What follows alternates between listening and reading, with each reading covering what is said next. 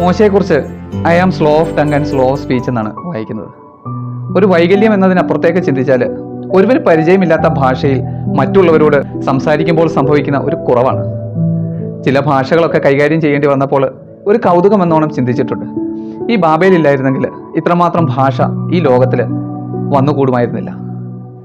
ഭാഷ മനസ്സിലാകാത്തവരുടെ സ്ഥലത്തെ വേദപുസ്തകം സൂചിപ്പിക്കുന്നത് ബാബേൽ എന്ന് വിളിച്ചാണ്.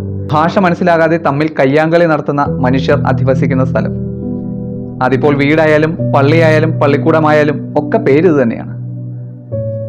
ബാബേൽ ഒരു അവസ്ഥയാണ്, ദുരന്തത്തിന്റെ മുഖമുള്ള ഭാവം.